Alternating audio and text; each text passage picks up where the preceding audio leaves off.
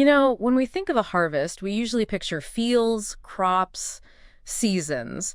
But today we're doing a deep dive into something else, entirely different kinds of spiritual harvests, drawing from some really rich biblical sources. That's right.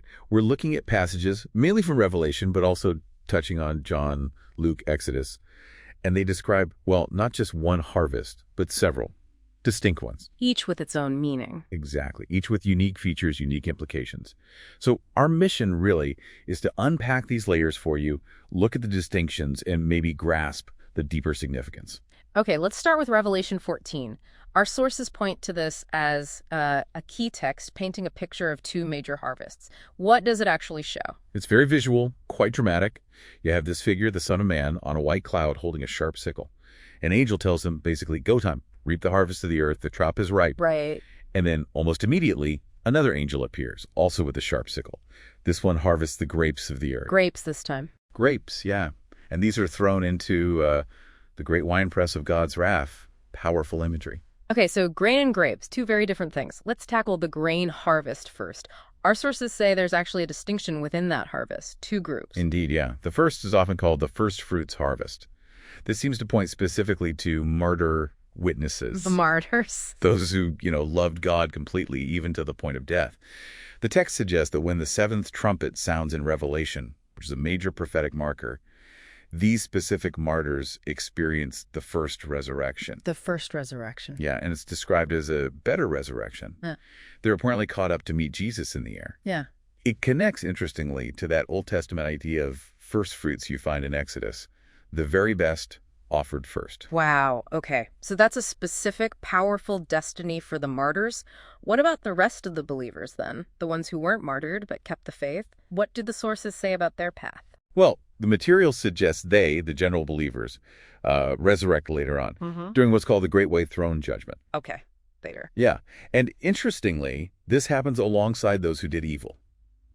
Everyone is judged then, based on deeds written in books, including the Book of Life. You see this detailed in John chapter 5, Revelation 20. So judged alongside everyone else, even though they're believers? Judged according to deeds, yes, but the Book of Life seems key for their final outcome. And here's a fascinating point the sources raise. Eventually, it seems all saved individuals, the martyrs and the general believers, they become equal and like angels.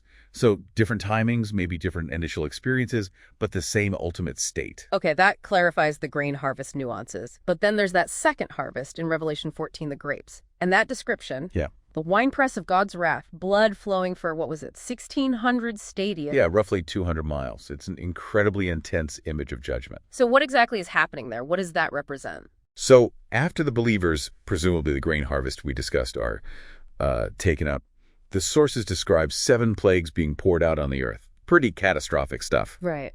The survivors of these plagues, according to the texts, essentially become what's called the beast army.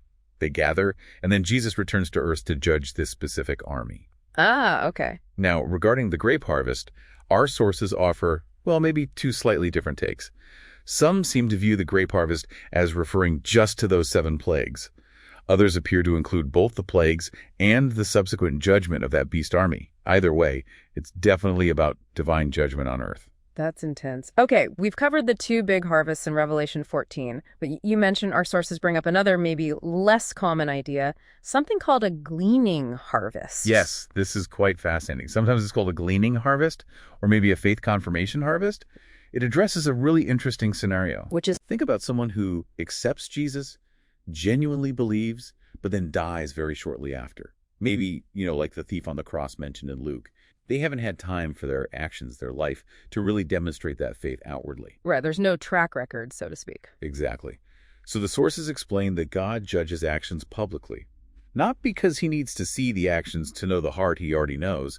It's for the benefit of his creatures, angels, and other humans, who can't see the heart.